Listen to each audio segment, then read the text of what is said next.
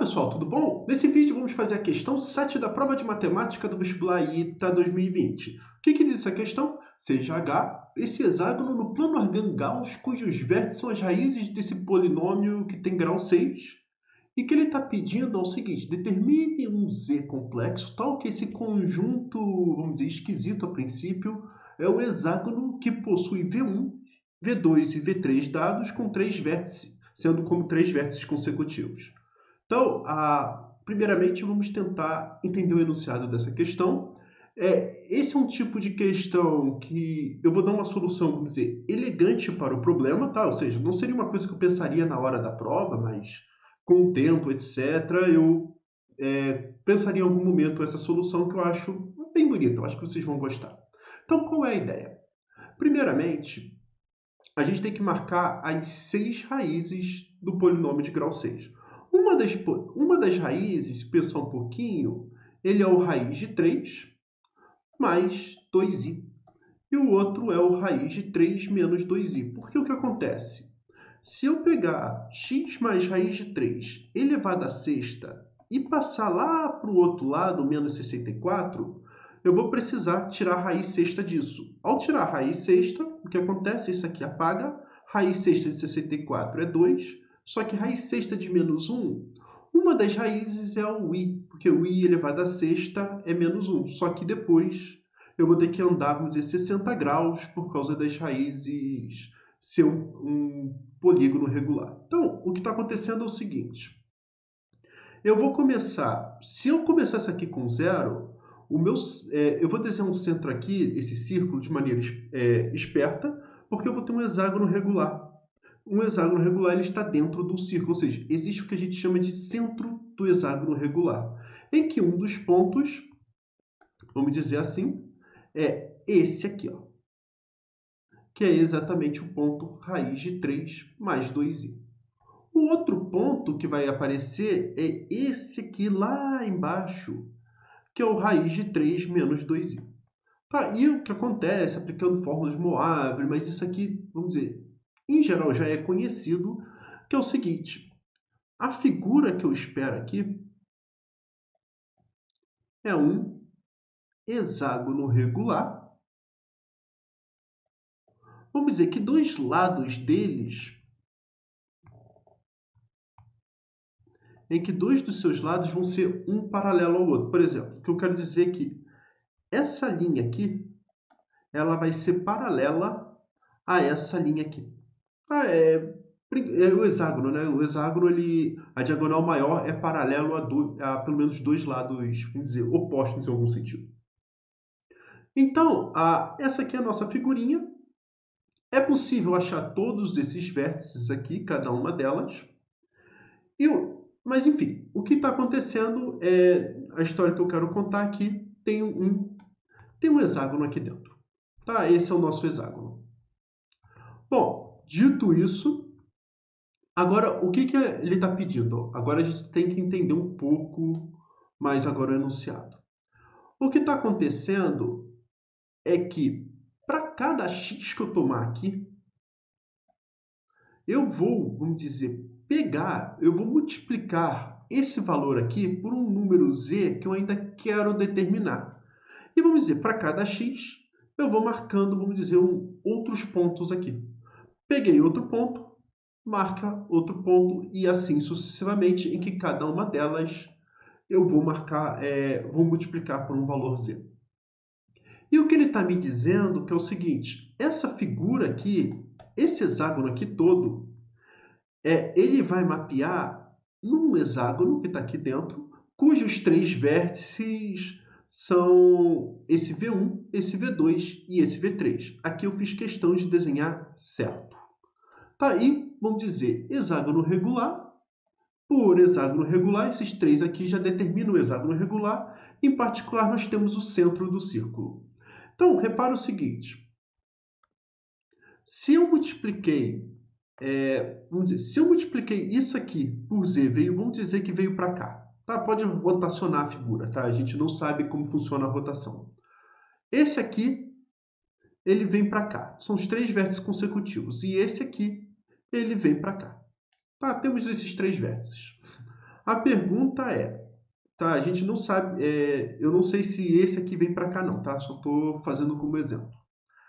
A pergunta que tem que ser feita é, tá bom, então os outros três vértices vai acontecer a mesma coisa. Então, o que vai acontecer é que nós vamos ter, no fundo, vamos dizer, um hexágono aqui dentro, né? Tá, vamos dizer que eu desenho aproximado aqui. Vai ter esse hexágono, em que cada vértice vai tocar em cada um desses vértices, tá? Ou seja, essa figura aqui toda, ela vai jogar, ao multiplicar por z, nessa figura aqui. Tá? É isso que está acontecendo. E eu desenhei essa parte aqui certinha porque o V2 ele é 1 menos raiz de 3i e o V3 ele é, vamos dizer, 5 menos raiz de 3i, ou seja, a parte imaginária dele é exatamente menos raiz de 3. Tá? E vamos dizer, depois disso aqui tudo, eu espero que fique claro para vocês que cada ponto do hexágono vai jogar em cada um desses vértices, vai ser um hexágono. Bem, espero que, como a gente está multiplicando todo mundo por z, o círculo vai jogar nesse círculo, possivelmente com raios, centros distintos. Em particular, a gente espera que o centro dessa coisa aqui, ela é jogada no mesmo centro. Então, em outras palavras, olha como que o que eu quero passar para vocês. Eu quero descobrir esse z. O que eu tenho de informação desse z? Que 3 desses vértices vai jogar em 3 desses vértices. Só que se pensar um pouquinho, em vez de uma continha, mas eu espero que fique convencido que se vai jogar hexágono em hexágono, o centro do hexágono tem que ir para o centro do outro hexágono. Tá? Então, ou se preferir, vai jogar o círculo todo no círculo todo. Em particular, o centro do círculo vai ter que jogar para o centro do círculo. Esse centro a gente consegue determinar rapidamente. Esse centro aqui, ele tem coordenadas raiz de 3 mais 0 vezes i, porque uma das raízes está aqui, a outra raiz está aqui embaixo, tem que ser no ponto do meio. Tá? Já é direto, essencialmente dessa fórmula. Né?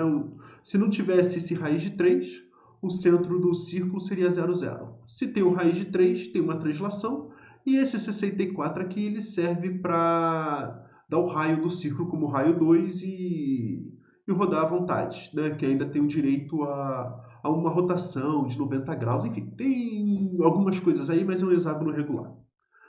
Então, o que eu quero dizer é que se esse centro joga nesse centro, e eu tenho 3 lados consecutivos, vamos dizer, por geometria analítica, eu consigo achar esse centro.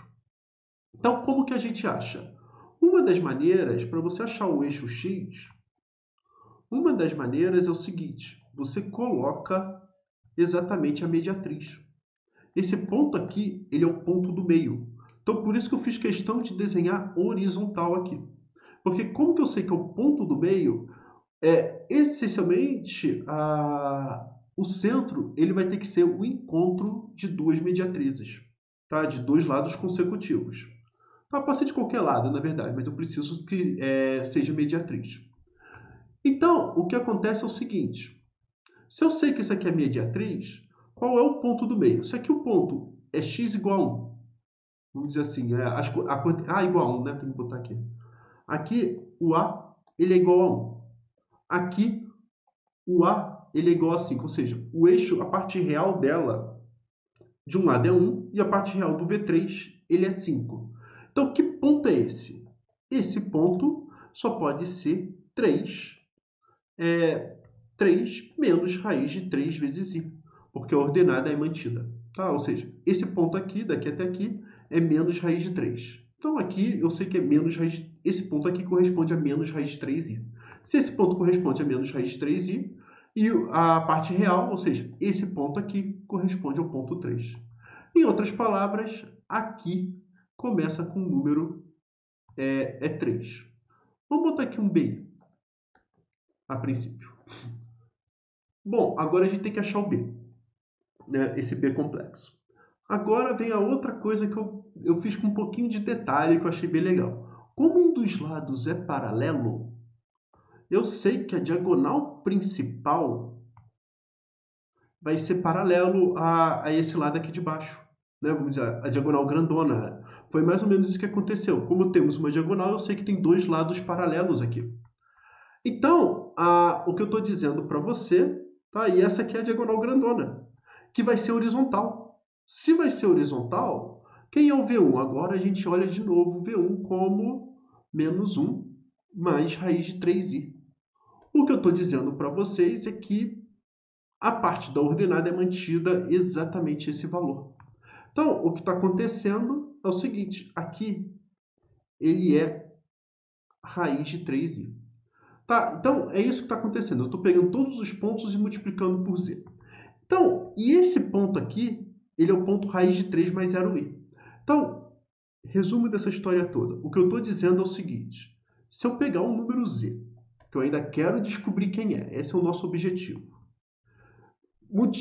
Multiplicar por esse ponto aqui. Vamos supor que esse é o meu ponto x que eu estou escolhendo. Ou seja, multiplicar pelo valor raiz de 3, isso aqui vai ter que ser igual a esse valor do centro. Então, quanto a esse valor do centro? 3 mais raiz de 3. 3 mais raiz de 3i. Em resumo, o z ele só pode ser dividido por raiz de 3, 3 sobre raiz de 3, mais isso aqui dividido por raiz de 3 é 1 vezes i. E quem preferir pode já deixar a resposta com racionalização adequada, tudo que tem direito. Isso aqui vira raiz de 3 mais i.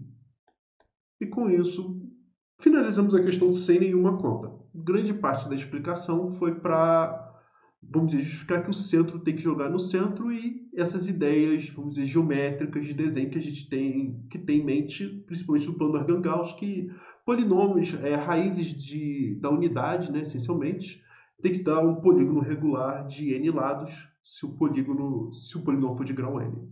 Então, basicamente é isso. Olha, o que eu gostei dessa solução é que eu nem me preocupei em achar raiz nenhuma, na verdade. Tá? Com pouca continha, a gente conseguia já resolver tudo. E muita geometria, né, nesse caso. Então é isso. Eu espero que tenham gostado. Até a próxima.